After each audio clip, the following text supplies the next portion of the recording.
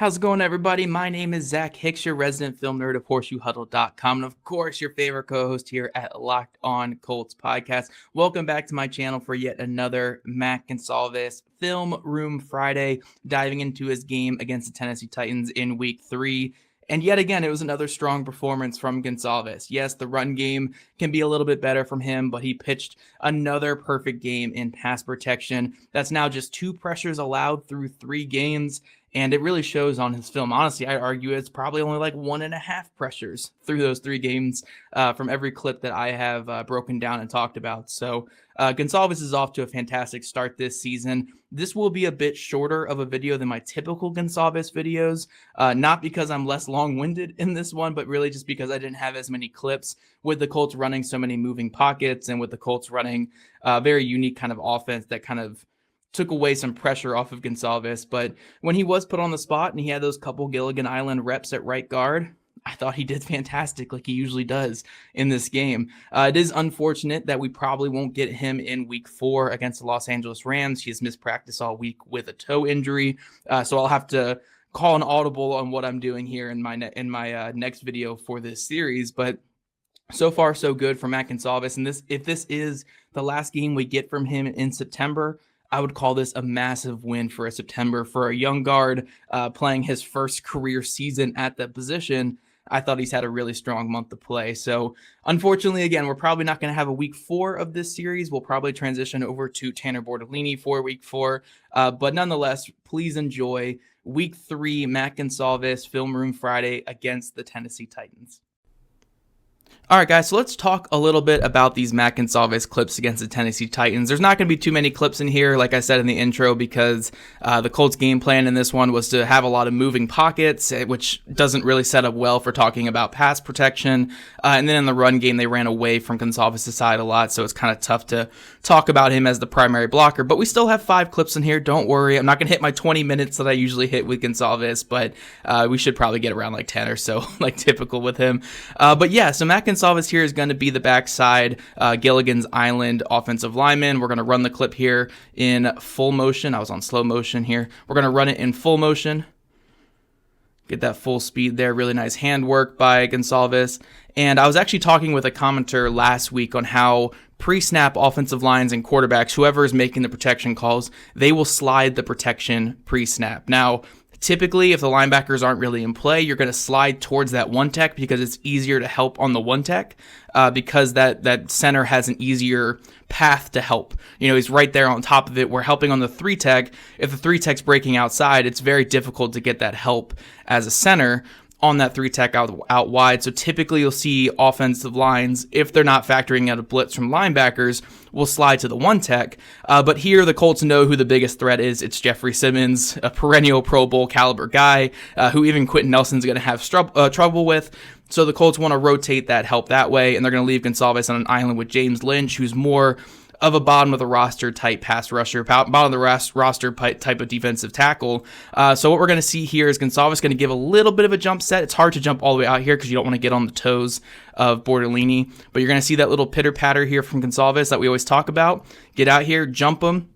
Hands inside, nice and square, head up, like we talk about every single week with these jump sets with Goncalves, how I get so excited about them. Look at that. Oh, man. He just jump sets so well. I can do this all day, guys. You guys know how excited I get with these jump sets. But, again, pitter-patter, hands inside, feet square, feet wide, good base. And there, it's all handwork. I really like how he's been getting better at working his hands in pass protection this year. So look here as his hands get broken by Lynch. So right here, his hands are inside. Great placement everywhere you want them to be. But watch Lynch lift his left hand up with his right hand, which loses Goncalves that great hand position he had. But that's fine. You know, you can rework those hands back inside, gets them back low, establishes that position, which is still pretty aggressive because he made that jump set. He's not establishing in the quarterback's hip pocket here.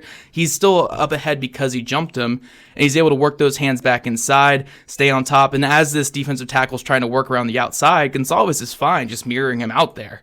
we're going to keep dragging you around, even as he's getting his hands knocked away, staying on the guy, giving the quarterback the 3 seconds he needs to get the ball out to Alec Pierce. Really, really good pass blocking rep. And this is what we've seen all season from Matt Goncalves. He's allowed 2 pressures through 3 games, and you can kind of see it on clips like this where his hands has just been fantastic. He's on top of these guys, and he's just such a difficult player to get through with his physicality and his size. 6'6", 330 pounds. That is very, very difficult for guys to get through. So awesome stuff here. We're going to get to our next pass blocking clip here from Matt Goncalves. Again, kind of that Gilligan's Island guy here. Not as clean a rep as that last one, but we'll go through it here in slow motion. I think we're going to be, let me see, quick setting.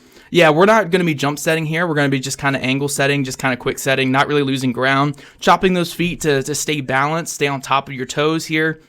He doesn't want to get on his back foot, but I think he doesn't really anticipate his 2-hand punch not disrupting this here. So once we see he goes with the 2-hand punch, and the 2-hand punch doesn't really get the intended effect that he's going for, and it actually knocks him back a little bit as the defensive tackle makes square punch right to his chest. But because he has good feet, because he's able to stay square, even as he loses his positioning, he's able to circle those hands back inside. So watch his hands here. Watch how he circles those hands back inside. Punch, circle underneath, hands back underneath the shoulder pads. He's reestablishing his footwork, gets square, and is able to ride out that rush and stay in front of the guy. So, this could have been a cleaner process, and I think he does get a little bit off balance here. Like, we want to just kind of establish that position a little quicker. Like, again, if we're going to chop our feet here at the beginning and we're going to stay on those toes, you want to stay on those toes as you make contact as well. I think he gets a little bit too much on those heels, which leads to him getting knocked back.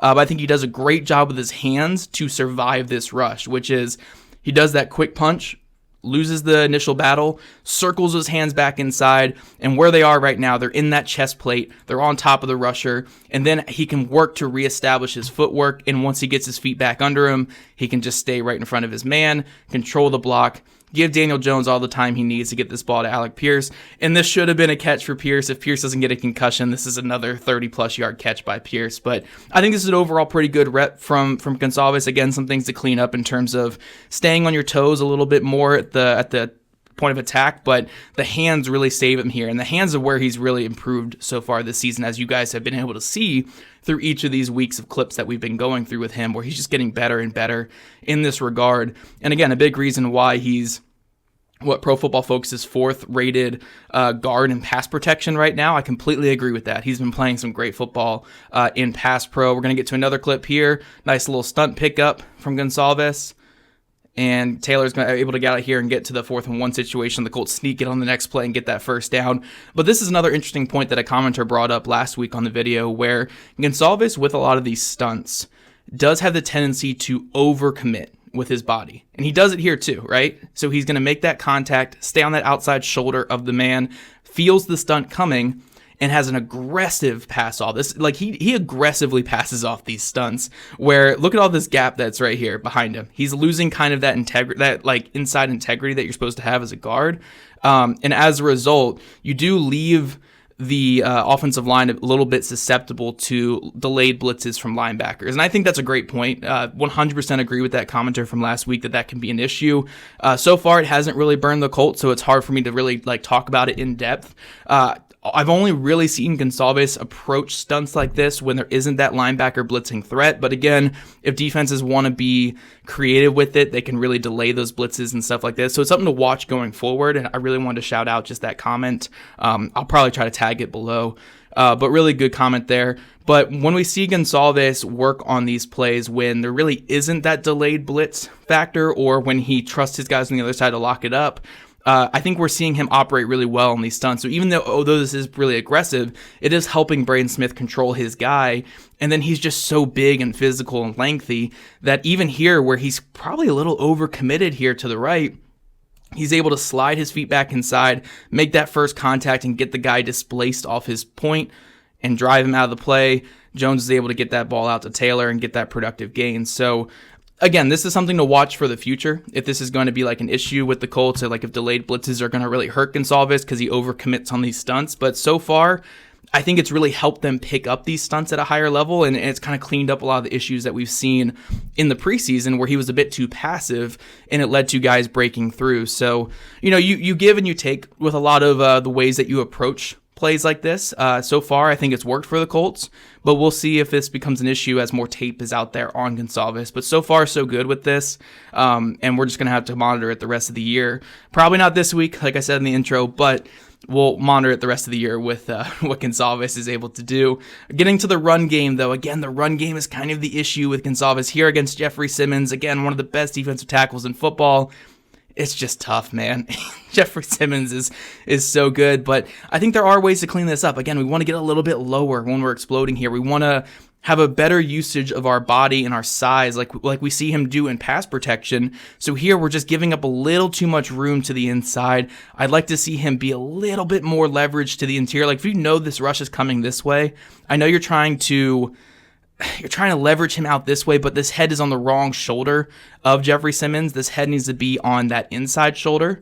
And that's really where he loses this rep. Again, you can't be making that face mask contact with him because he has that inside leverage on you. And when his hands are out there, Jeffrey Simmons is so quick, just so quick and so powerful that he's able to work back inside. So much of this comes down to just firing off a little bit too high, which is always going to be an issue with Matt Goncalves. We talk about this every week, but that head needs to be on that inside shoulder because you can get beat outside here. If you get beat outside here, he's not making that play on Jonathan Taylor, but getting beat inside here, he is making that play as we see here. So for Goncalves, again, in run game, things can be cleaned up a little bit better. This was really the only clip I have here in the run game for the negatives, but there were a couple overall that could have been better. We just got to get the head a little bit better, the positioning a little bit better, and firing off a bit lower. Chop those feet a little bit, but I think this is fine. But really, this just comes down to where his head is and where he is, his kind of like launch, his like target point is basically on Jeffrey Simmons. Get those hands inside like he does, but make sure that you're protecting that inside shoulder because you're fine with him beating you to the outside. He just can't beat you to this A gap. He can't get into that A gap, and unfortunately, he does give up a little too much room there. Again, a lot of defensive tackles aren't going to make this play, but because it's Jeffrey Simmons and he's a superstar, it does happen. So just a learning moment for Goncalves, still a very young player. I think the run blocking will get there with time. If anything, I'm happy that the pass blocking is at a high level and the run blocking is what we're talking about here, not the pass blocking. But one good clip here from Goncalves in the run game before we get out of here. Really nice on this pin pull sweep. We got the Colts going. I love this design by the Colts. Some really good stuff across the board. We're going to have Michael Pittman Jr. pinning the defensive end. We're going to have Bortolini just doing an excellent job of torquing against this one tech here. And Goncalves climbs to the linebacker really well and washes him out of the play. I think this is a great block by Goncalves. And the Colts are throwing it to the short side because they're not expecting this play to break big. Like this is supposed to be more of a 6, 7, 8 yard gain when you're tossing to the short side unless you get some guys off balance. So I think this play operates exactly the way the Colts want it to. Does some really good things, but Goncalves, I think this has been one of his like stronger points is climbing to linebackers on run plays.